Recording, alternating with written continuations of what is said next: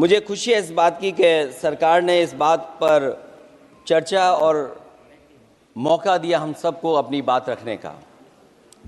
अभी जब मैं भारतीय जनता पार्टी के माननीय सदस्य जी का सुन रहा था बात, तो वो बिहार का इलेक्शन और आने वाले भविष्य में जो उत्तर प्रदेश का इलेक्शन उस पर भी काफ़ी चर्चा कर रहे थे। सभापति महोदय, मैं कुछ बातें ऐसी कहना चाहता हूं जो हम लोगों ने अपनी आंखों से देखा, और जिस इलेक्शन कमीशन से हमें ये उम्मीद थी कि निष्पक्ष काम होगा, निष्पक्ष कार्रवाई होगी, वो हमें कहीं देखने को नहीं मिली। मैं सबसे पहला उदाहरण ये देना चाहता हूं कि एक रामपुर का बाई इलेक्शन जो लोकसभा का हुआ, जब लोकसभा का चुनाव बाई इलेक्शन रामपुर का हो रहा था, तो भारतीय जनता पार्टी की सरकार के मुख्यमंत्री जी और पूरी भारतीय जनता पार्टी ने यह तय किया था कि समाजवादी पार्टी यहां से नहीं जीतेगी, यहां से भारतीय जनता पार्टी जीतेगी। और ये आशंका हम लोगों को थी कि हर तरीके से हम लोगों को दबाया जाएगा, हर तरीके से चुनाव में धांधली की जाएगी। और जिस समय चुनाव शुरू हुआ, वो चीजें हम लोगों को देखने को मिली। सभापति महोदय, वोटिंग के दिन, जिस दिन वोट पड़ रहा था, उस दिन हम लोगों ने देखा कि किस तरीके से पुलिस और पूरा प्रशासन इस बात पे लगा हुआ था कि कोई भी वोटर घर से न निकले। रामपुर का बाई इलेक्शन हमने ऐसा देखा जहां पर पूरा पुलिस प्रशासन, भारतीय जनता पार्टी की सरकार ये कोशिश में लगी थी कि मतदाता बाहर ना निकले, और पहली बार भारतीय जनता पार्टी वहां से चुनाव लोकसभा का जीती। ये बाई इलेक्शन लोकसभा की बात कर रहा हूं मैं, और एक एक घटना की सूचना हम लोगों ने इलेक्शन कमीशन को दी है। एक एक घटना के पुलिस क्या कर रही है, पुलिस कहां बैरिकेडिंग लगाई है, पुलिस कहां रोक रही है, कौन पुलिस का अधिकारी कहां जा रहा है, डीएम क्या कर रहे हैं, कमिश्नर क्या कर रहे हैं। और उसके बावजूद भी इलेक्शन कमीशन ने एक भी किसी के खिलाफ कार्रवाई नहीं की। अध्यक्ष महोदय, जब हम ये बात समझ गए कि इलेक्शन कमीशन बायस्ड है, अध्यक्ष महोदय, ये जो नए नए लोग इधर से उधर खिसक गए हैं, या ना बोले तो अच्छा ही है। एक मिनट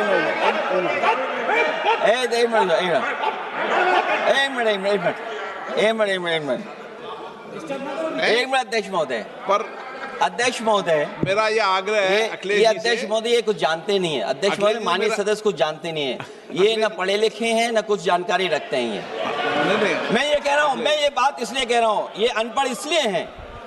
अध्यक्ष महोदय, मैं ये बात इसलिए कह रहा हूं कि जो जो घटनाएं मैं बता रहा हूं, मैंने एक एक घटना इलेक्शन कमीशन को टैग किया है, एक एक वीडियो इलेक्शन कमीशन को दिया है, एक एक पत्र लिखा है इलेक्शन कमीशन को।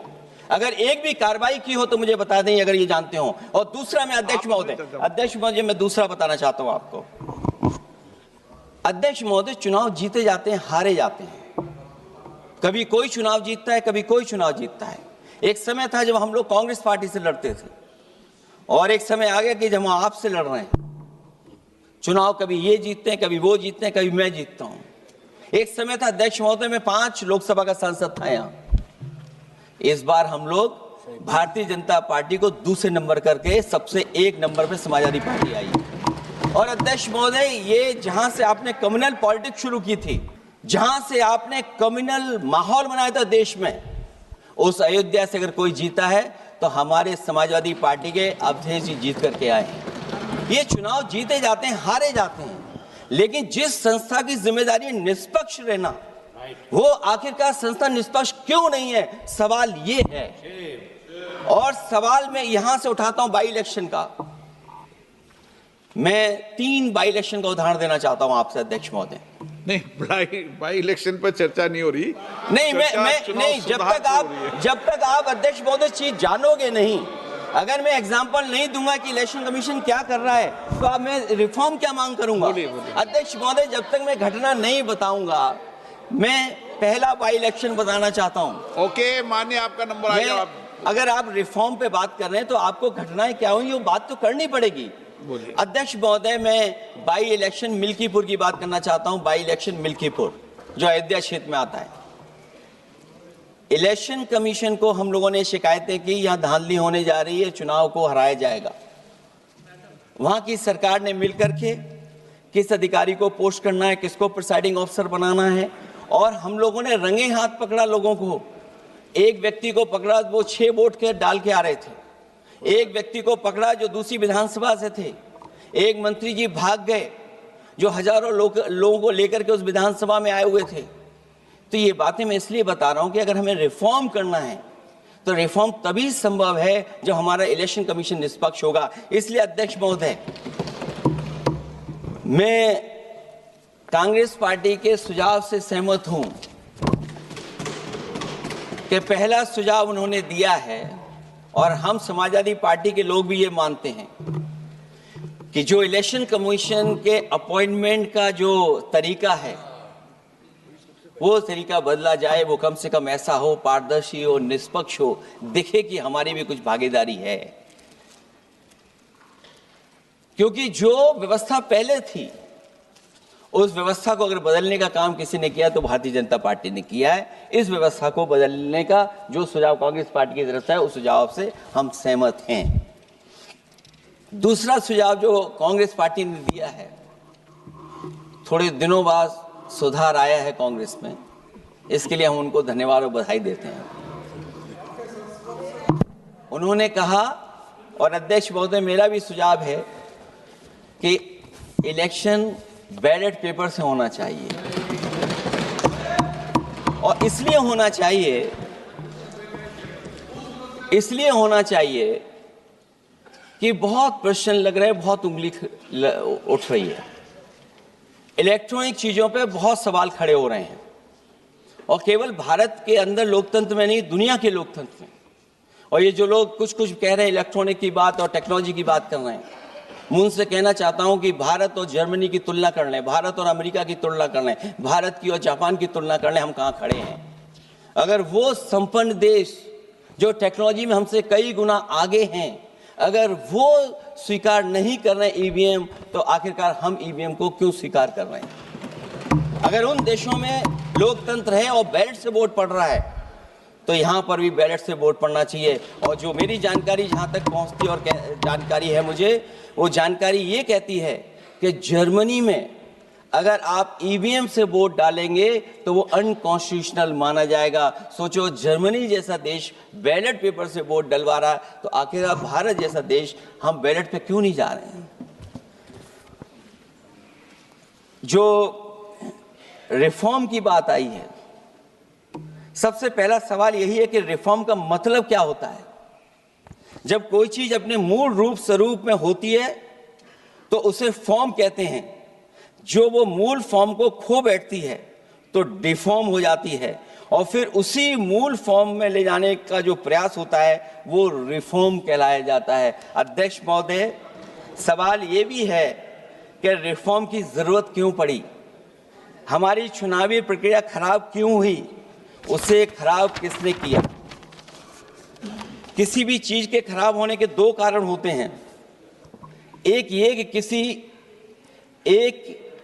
ये कि उसे बाहरी लोगों ने खराब किया, और एक ये कि उसके अंदर से ही किसी ने खराब किया या किसी ने अपने स्वार्थ के लिए करवाया। तो अध्यक्ष महोदय, आज ये अजीब हालत है कि बाहर से ज्यादा चुनावी प्रक्रिया अंदर से खराब हुई है। और ये उदाहरण इसलिए मैं देना चाहता था बाई इलेक्शंस के और लोकसभा के इलेक्शन का, क्योंकि जिस तरह की शिकायतें की गई थीं, अध्यक्ष महोदय, एक भी शिकायत पे कार्रवाई नहीं हुई। एक और मैं उदाहरण देना चाहता हूं, फर्रुखाबाद का चुनाव लोकसभा का, हालांकि और लोकसभा के चुनाव को मैं नहीं कहूंगा, लेकिन फर्रुखाबाद का लोकसभा का चुनाव जो पिछली बार 2024 में बड़े करीब से मैंने देखा। वहां के जिलाधिकारी, वहां का पुलिस का प्रशासन पूरे दिन लाठी चलाता रहा, और कभी लाइट जाती थी, कभी लाइट आती थी। जब हम लोगों ने जानकारी करने की कोशिश की कि आखिरकार क्यों हो रहा है, तो पता लगा कि उन्हें रिजल्ट बदलना है। तो उत्तर प्रदेश का इस तरह एक रिजल्ट नहीं बदला गया, कई जगह रिजल्ट बदला गया। हम इलेक्शन कमीशन के सामने खड़े रह गए, कि इलेक्शन कमीशन को बताते रहे कि धांधली हो रही है, लेकिन इलेक्शन कमीशन ने कोई सुनवाई नहीं की। ये केवल लोकसभा में नहीं, मैं फिर लौट करके आता हूं, जितने भी बाई इलेक्शन हुए हैं वहां पर वोट चोरी अध्यक्ष नहीं हुई, वोट डकैती हुई है। और मैं फिर कहता हूं, जहां जहां आप लोग जीते हो बाई इलेक्शन में, अभी 27 भी आने वाला है, अगर एक भी लोग वो जो विधानसभा आप जीत करके दिखा देना, मैं on the floor of house कह रहा हूं अध्यक्ष महोदय, अगर निष्पक्ष चुनाव होगा तो एक भी भारतीय जनता पार्टी वहां पर सीट नहीं जीतने वाली है। दूसरा कि जो समय समय पर पैसा आ जाता है अकाउंट में, ये लोकतंत्र को सबसे ज्यादा कमजोर कर रहा है। 10,000 बिहार में बांट दिए। अभी सुना है कि बहुत सारी महिलाओं ने कई जिलों में आंदोलन किया है, वो 10,000 के वादे से मुकर रहे हैं लोग। और मुझे याद है कि जिस समय उत्तर प्रदेश में मैं फ्री मोबाइल देने जा रहा था, कैबिनेट से मैंने पॉलिसी पास की थी, लेकिन यही बीजेपी के लोग चिल्ला चिल्ला करके उसको कह रहे थे कि चुनाव को इन्फ्लुएंस करने के लिए ये पॉलिसी लेकर के आए हैं, ये बांटने जा रहे हैं, और उसको रोक लगवाने का काम इलेक्शन कमीशन से किसी ने किया था, तो वो भारतीय जनता पार्टी थी। तो एक तरफ तो अपना पैसा दे रहे हैं आप, दूसरी तरफ कोई जनता के लिए अगर कोई पॉलिसी लेकर के आ रहा है उसको रोकना चाहते हैं। ये भेदभाव अगर किसी ने देखा है तो हम लोगों ने देखा है। फिर तीसरा, हम चाहते हैं कि मीडिया का जो रोल है चुनाव में, कुछ बात हम लोगों को समझ में नहीं आती। हमारे जो गरीब मतदाता हैं वो कभी कभी अध्यक्ष महोदय हमसे पूछते हैं कि आप तो टीवी पे आते हैं और चले जाते हैं, कुछ लोग टीवी पे आते हैं फिर जाते ही नहीं हैं, ये कारण क्या है? अगर इलेक्शन के समय पर हम पॉलिटिकल पार्टीज को स्पेस अगर बराबर नहीं मिलेगा तो शायद चुनाव निष्पक्ष नहीं होंगे। इसलिए अध्यक्ष महोदय, आपके माध्यम से मेरा सुझाव ये भी है कि चाहे वो प्राइवेट हो चाहे सरकारी हो, मीडिया में बराबर का कहीं ना कहीं हम लोगों को भी स्पेस मिलना चाहिए। इधर एक नई चीज है, नया जमाना है, तो नई चीज है सोशल मीडिया। पहली बार देखने को मिल रहा है कि जहां पर इमेज बनाने के लिए पैसा नहीं खर्च किया जा रहा अध्यक्ष महोदय, दूसरे की इमेज कैसे खराब की जाए उसके लिए पैसा खर्च किया जाता है।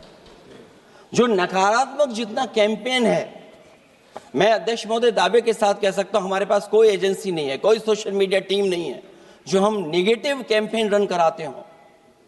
लेकिन भारतीय जनता पार्टी के पास हजारों ऐसे लोग हैं और हजारों करोड़ रुपए इस बात के लिए खर्च करते हैं कि नेगेटिव कैंपेन कैसे रन किया जाए। और जितना जितना चुनाव करीब आता है उतना सोशल मीडिया से लेकर के हर प्लेटफॉर्म पर नेगेटिव कैंपेन अगर कोई कर रहा है तो वो कर रहा है भारतीय जनता पार्टी के लोग। इलेक्टोरल बॉन्ड की तो बात हम इसलिए नहीं करना चाहते हैं क्योंकि हमें तो मिला ही नहीं कुछ। अध्यक्ष महोदय, क्या बात करूं मैं इलेक्टोरल बॉन्ड की? सबसे ज्यादा इलेक्टोरल बॉन्ड अगर किसी को मिले हैं तो सत्ता में बैठे हुए लोगों को मिले हैं। दूसरा कांग्रेस को मिला। कांग्रेस ही हमारे मित्र ऐसे कि हमें नहीं बताते कहां से मिलता है।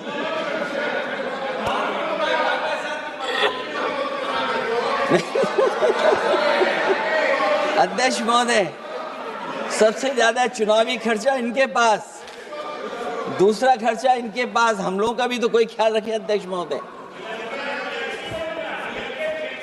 वो आप बता देना। तो ये जो इलेक्ट्रॉन बॉन्ड वाला जो खेल है अध्यक्ष महोदय, ये तो दिखाई देने वाला खेल है। उसमें सोचिए कहां हम लोग टिकेंगे, कहां रीजनल पार्टीज टिकेंगी। इसलिए अगर ये तरीका चुनाव होगा, खर्चा कैसे कम हो, इस पे भी इलेक्शन कमीशन को सोचना चाहिए कि ये खर्चा कैसे कम किया जाए।